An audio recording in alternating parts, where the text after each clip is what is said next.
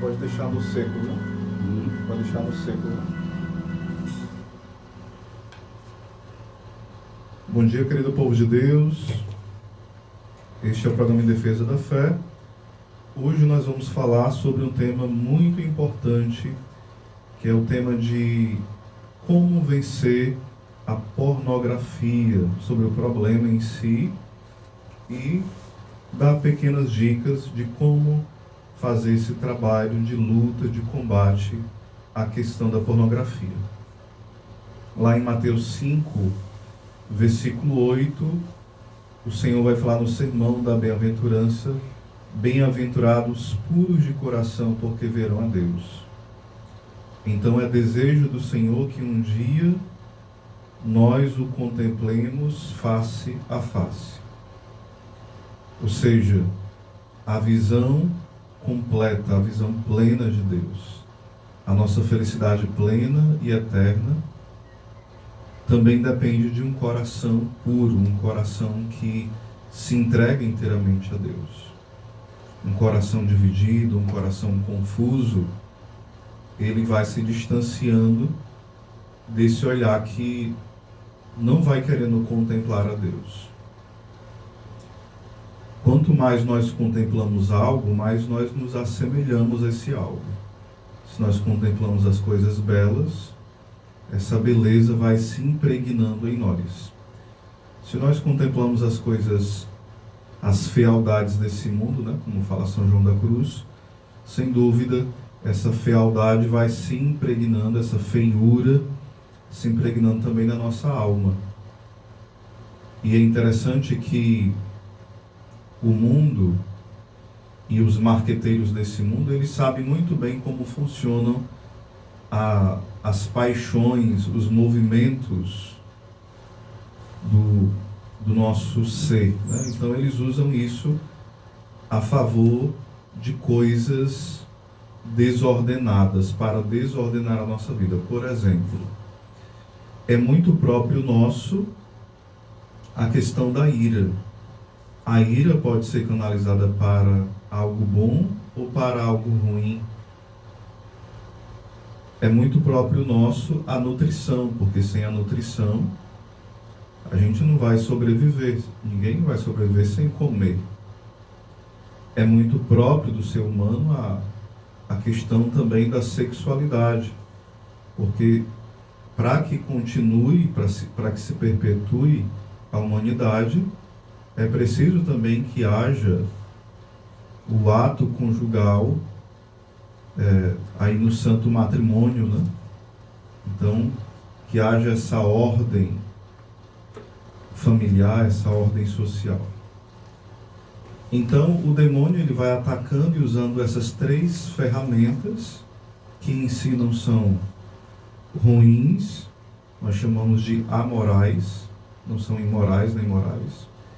E ele vai usando para desordenar. Por exemplo, quando você vai assistindo televisão, geralmente três coisas são fomentadas de forma especial: a raiva, não só a televisão, mas as redes sociais, o rádio, a internet como um todo.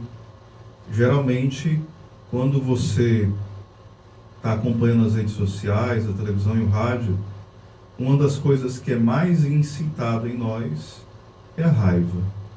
A ter raiva de alguém, a ter raiva de algo. Ou você não já prestou atenção nisso? Ou você, quando acompanha a televisão, o rádio, a internet, os sentimentos de raiva não afloram em você muitas vezes? Pelo menos em mim afloram. Outra tentativa que eles vão fazendo também é que outro tema que se coloca de forma repetitiva é a comida. Os reality shows, as novelas, os programas. Geralmente a temática qual é? Comida. Se fala muito de obesidade e se fala muito de comida. Veja o paradoxo.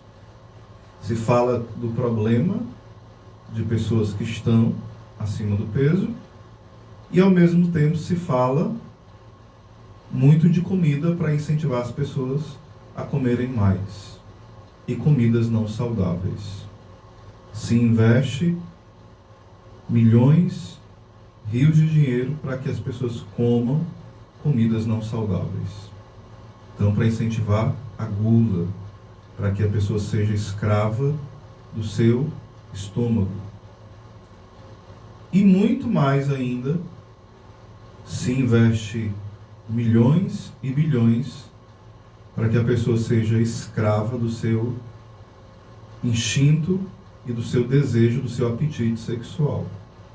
Enquanto a questão do desejo sexual não é algo ruim, o apetite sexual, mas se faz de tudo para transformar o apetite sexual em algo, em um assunto às vezes nojento, ou então o único assunto que é para ser falado. Tudo vai girando em torno da sexualidade. São conversas imorais, são músicas imorais, são piadas imorais, são livros com romances imorais, são séries imorais, para fomentar nas crianças, nos adolescentes, nos jovens, um desejo desordenado por uma sexualidade confusa, bagunçada, totalmente desorientada, desordenada. E daí vai surgindo vários vícios, como a masturbação, como a pornografia, como o sexo desenfreado e várias outras desordens no nível sexual. E aqui nós vamos tratar em especial da questão da pornografia hoje, né? A questão da pornografia. Porque existe toda uma indústria pornográfica, onde há um lucro imenso com isso. Por isso que é investido muito. Não pense que é algo incomum você estar assistindo às vezes um vídeo religioso e de repente na sua cara aparece de repente mulheres seminuas ou homens dançando uma dancinha sensual e moral na sua cara, pá, sem você ter procurado, ou no YouTube, TikTok ou qualquer outra rede social, na sua cara sem você ter procurado, sem você nunca ter procurado, aparece, pá, e às vezes você tenta bloquear e volta de novo, se você não for um expert, e mesmo que seja um expert, às vezes volta essas coisas sendo oferecidas de forma gratuita, e se você quiser mais, ainda tem as opções pagas. Ou seja, é toda uma indústria para promover e fomentar pessoas viciadas em uma sexualidade virtual, adultérios virtuais, fornicações virtuais, e a pessoa vai ficando presa nesse mundo paralelo. Ela esquece até que tem um esposo, uma esposa, esquece que tem uma vida real. Isso vai alimentando frustrações na pessoa, angústia, raiva, tristeza, medo, ansiedade. Tem um livro que eu estou com ele em mãos chamado Programados para Intimidade. Como a pornografia sequestra o cérebro dos homens. E as mulheres também? Também. Mas aqui foca mais os homens em especial. Mas as mulheres também são hoje prejudicadas, certo? Mas de forma mais demasiada, os homens são mais atingidos. Não é que as mulheres estejam escusas, estejam fora dessa questão. E aqui eu queria colocar algumas coisas que a pornografia vai trazendo para a vida da pessoa, certo? Quais são os prejuízos, né, que vai trazendo para a vida da pessoa. Entre eles, que a gente vai enumerar, você pode perceber, é um sentimento de narcisismo. A pessoa fica muito centrada em si mesma, uma postura narcisista. É uma baixa autoestima, também vai gerando na pessoa. Um sentimento de depressão muito grande, porque sempre a pessoa vai procurando uma dose de prazer a mais. Ela busca um prazer, seja, por exemplo, ao ver algo pornográfico, porque o cérebro não vai saber diferenciar entre o mundo real e o mundo virtual, certo? Antes, que tinha só a questão das revistas pornográficas, né? Ainda era algo muito prejudicial, mas hoje é algo muito real, né? Tem ali as imagens se movimentando, o colorido, os sons, então toda uma produção que parece algo muito real, como se a pessoa estivesse vivenciando aquilo. Então a pessoa cada vez mais vai ter aquela fantasia e ela vai projetando aquilo. Então ela tem uma dose de prazer e ela quer ter mais. E como não tem, ela quer satisfazer aquilo. E uma vez que não alcança aquele prazer, ela vai se deprimindo e se deprimindo. Isso vai gerando vários conflitos dentro dela.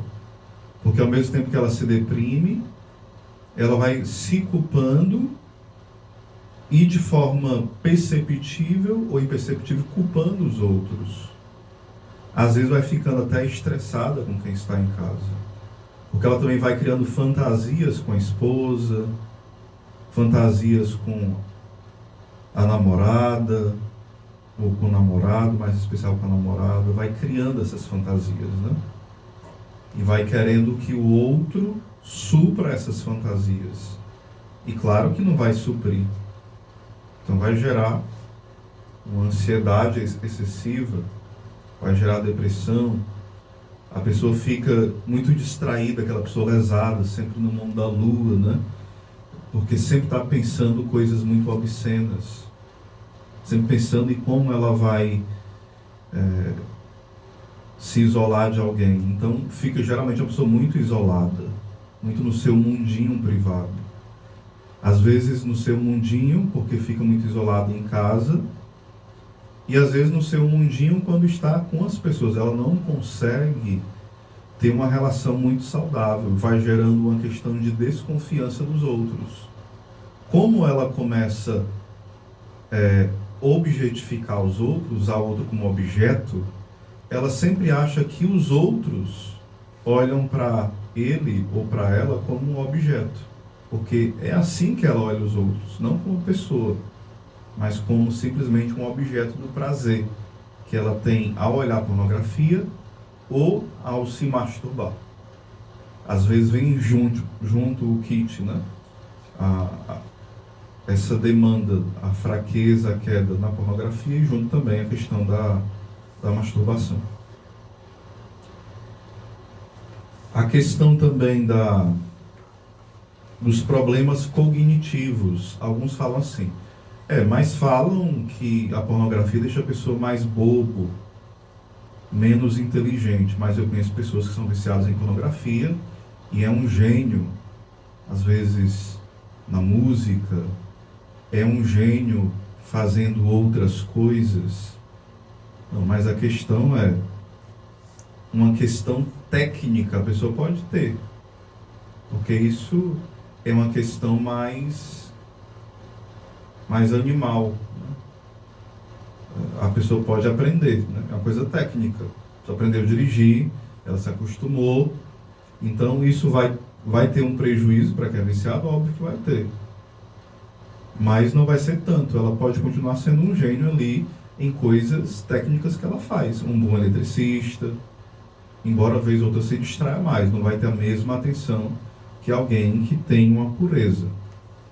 Mas ela vai continuar fazendo bem essas coisas, de forma técnica. Mas um pensamento filosófico elevado, um pensamento teológico, um pensamento discursivo elevado, ela não consegue. a mente fica embotada, confusa, porque ela não consegue ter processos meditativos profundos, porque o mundo interior dela está embotado, está confuso, porque ela centralizou a vida dela ou a vida dele só nessas coisas baixas, apenas nesses desejos desordenados, né? Então isso vai ter consequências cognitivas na questão do aprendizado, na questão não só de se relacionar com as pessoas, mas de aprender e também de ensinar as coisas, né? Então tudo isso vai ser um grande prejuízo. Algumas armadilhas, né, que vai sendo colocada sobre a questão de quem está viciado na pornografia. Tipo, eu mereço. A pessoa vai dizendo assim, eu trabalho tanto, eu tenho tanto problema, eu tenho tantos problemas em casa, então eu faço isso para aliviar a minha dor, aliviar o estresse. Qual o problema? Não estou fazendo mal a ninguém? Então, isso não ofende, isso não é um crime. Isso, que mal faz? Que besteira é essa? Isso é coisa de cristão tapado, isso é coisa de moralismo. E a pessoa vai dizendo, eu mereço, eu tenho o direito de curtir o meu corpo, de me dar esse prazer, de transformar o meu corpo em um parquinho de diversão, em uma praça privada, né? Uma praça onde eu estou me divertindo quando eu quero, para tirar as minhas tensões. É uma armadilha. Porque isso que você chama de direito é uma autodestruição, que vai fazendo você ficar escravo de si mesmo. São desculpas que você vai dando para você mesmo. A questão da onisciência, né? Tipo, a pessoa vai pensando que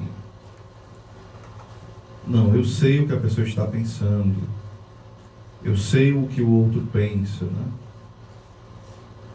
Eu vou até ler o que está aqui, o que o autor fala, né? O homem, julgando-se conhecedor das intenções e motivos alheios, pode duvidar dos que tentam ajudá-lo. Ele pode pensar que sua esposa deseja apenas restringir sua liberdade,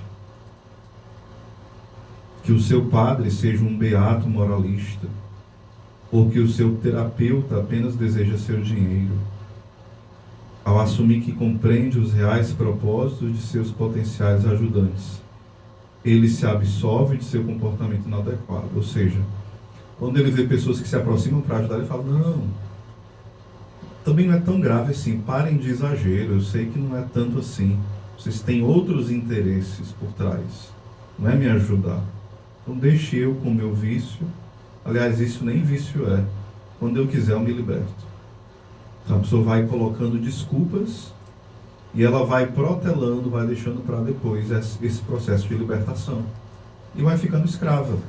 Porque geralmente quem está viciado em algo, sempre ele diz, não, quando eu quiser deixar de fumar, eu deixo. Quando eu quiser deixar de beber, eu deixo. E a pessoa nunca deixa. Passa 5 anos, 10, 15 e vai ficando escravo sempre, né? A questão do altruísmo, né? A pessoa que, por exemplo, ela é viciada em pornografia, geralmente ela diz que não quer atrapalhar a vida dos outros, ela fica mentindo para si mesma, né? Então ela não quer partilhar com ninguém esse vício, não quer pedir ajuda. Então ela fica ali, eu resolvo só. Ou então nem admite que tem um problema. Então ela vai tentando sozinha vencer o vício e ela não consegue. Os santos já diziam que uma tentação contada já é metade da vitória. Ou seja, isso também no processo terapêutico, no processo de libertação funciona também. Quando você assume que tem um problema, já é um passo para que você possa já conseguir vencer aquilo. É um ato de humildade. Não, eu tenho esse problema. eu tenho esse erro, eu tenho esse defeito, eu tenho essa limitação, eu tenho essa dificuldade, seja lá o que for, né? Em qual área for. Quando você reconhece que precisa de ajuda, isso já é um grande passo e já é um processo aonde começa a libertação. Então esse é o primeiro passo para que você e qualquer outra pessoa que tenha essa questão para ser resolvida, a trilhar um caminho verdadeiro de cura interior, de libertação, de liberdade verdadeira. Reconhecer que eu tenho um problema e que sozinho eu não dou conta. Então seria uma das questões. A outra questão é alguém que sempre culpa os outros, né? Que diz assim, ele vai sempre dizer o seguinte: não, a culpa é da minha esposa, porque ela não faz o que eu quero. A culpa é da minha namorada, porque ela não quer ter relação antes do casamento. A culpa é das pessoas que me frustram demais. A culpa é de alguém. A culpa é, sei lá, é do Brasil que está assim, por isso que eu faço isso. A culpa é de alguém, por isso que eu tenho que ver pornografia. É por isso que eu tenho que ir à masturbação, porque alguém é culpado. Então eu tenho que me aliviar. Então é o processo de culpar os outros. Sempre culpar. Não, a culpa é de alguém que está andando quase nua na rua. Por isso que eu caio. A culpa é só delas. Eu não sou culpado, não. A culpa é da mulher que se veste mal. É por isso que eu vejo pornografia. Eu não tenho culpa. A culpa sempre é do outro. A questão do orgulho, né? Pessoa que sempre acha que está certa. Ela nunca acha que está errada em relação a isso. Ela não reconhece o problema e sempre diz que está certa. A outra questão é ver o outro como objeto. Não tem problema nenhum eu ver vídeos, eu ver filmes, séries, revistas. Não tem problema nenhum eu ir até para prostíbulos, por quê? Mas vamos voltar para os vídeos em si mesmo, né? Porque são apenas modelos, eu estou só vendo, elas são profissionais, elas estão sendo pagas. E mal sabe a pessoa que muitas delas estão sendo pessoas que foram sequestradas, que estão sendo obrigadas a fazer aquilo. Nem todas são modelos, nem todas estão sendo pagas. Algumas foram sequestradas, estão sendo obrigadas a fazer aquilo. Apanham, são ameaçadas. Então nem todas são esses modelos que vocês estão pensando que são. É preciso ter muito cuidado com isso, né? E mesmo que seja um modelo, você está tratando a pessoa como um objeto, independente dela ser paga ou não. O outro não pode ser um objeto, o outro é uma pessoa. Imagem e semelhança de Deus. Você já imaginou alguém pensar, um marmanjo pensar em fazer isso com a tua filha? Vendo a tua esposa, vendo a tua sobrinha, vendo algum familiar teu? Imagina você fazendo essas loucuras e entra tua esposa, tua filha, tua netinha lá no teu local. Zé, mas todo mundo faz. Não, mas não é porque todo mundo faz que é normal. O todo mundo faz não é um carimbo para que eu continue no pecado. A gente precisa pedir a Deus que nos converta nessa forma de pensar. A gente precisa pedir a Deus que nos liberte disso, né? Dessa mentalidade equivocada. E um outro sentimento também é a questão da vingança, né? Eu vou ver pornografia porque eu quero me vingar de alguém. Já que eu não posso trair fisicamente, eu vou trair virtualmente. Então isso é um processo perigosíssimo. A pessoa acha que ela está se vingando, ela está se mutilando, se autodestruindo, né? Então, isso é muito perigoso, né? Muito perigoso mesmo. E precisa ter muito cuidado com isso.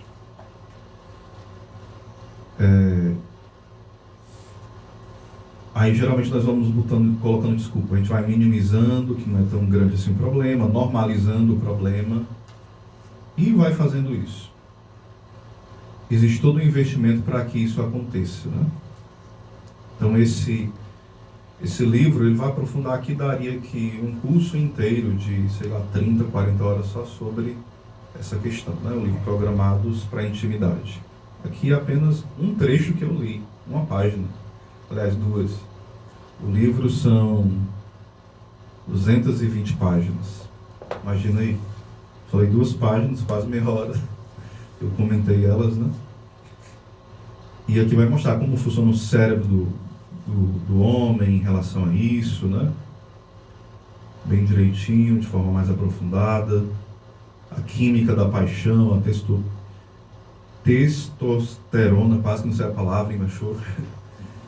O Ben Shapiro, que é um conservador dos Estados Unidos, ele tem vários livros, né, escritos e traduzidos também para o Brasil. Ele vai trabalhar essa temática também sobre a pornografia em um dos livros dele, que um dos livros o nome é Geração Pornô. E ele vai falar aqui sobre os reality shows, as celebridades, né? Por exemplo, Madonna, outras cantoras famosas que tem por aí nos Estados Unidos, vai detalhar a vida delas, né? A vida promíscua, em detalhes aqui delas, e elas se tornam referência para as meninas, né?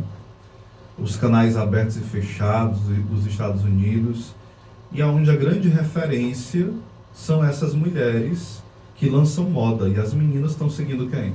Elas. Como um grande modelo para se espelharem.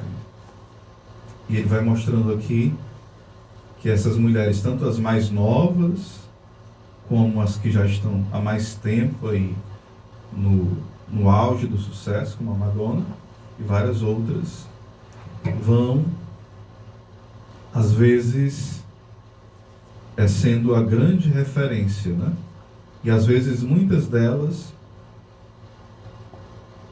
vão demonizando a questão da virgindade, vão banalizando a questão da sexualidade, ridicularizando a questão da modéstia, a questão do cristianismo.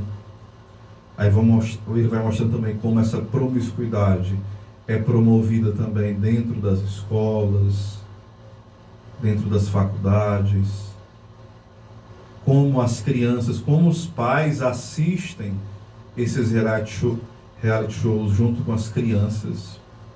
Super normal.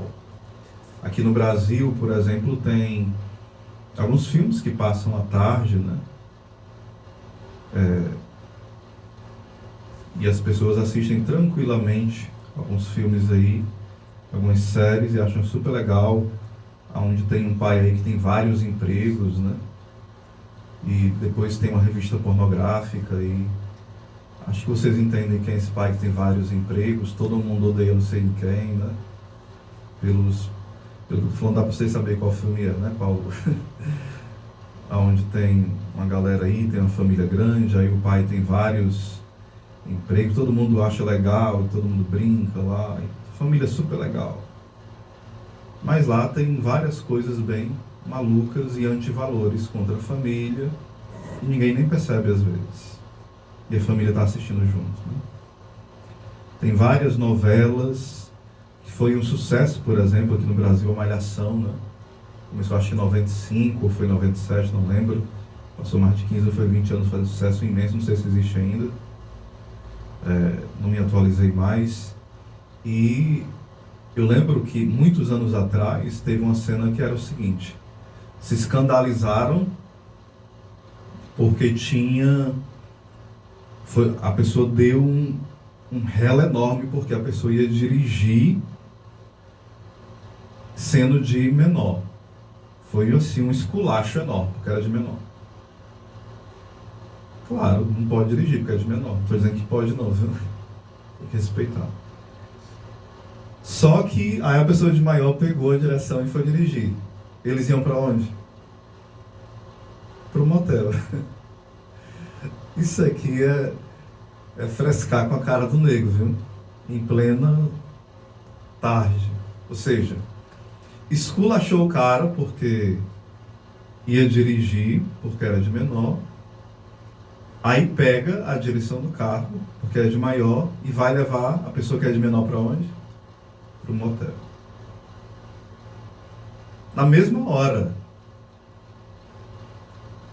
Ou seja, é assim que esse sistema mundano quer normalizar o pecado.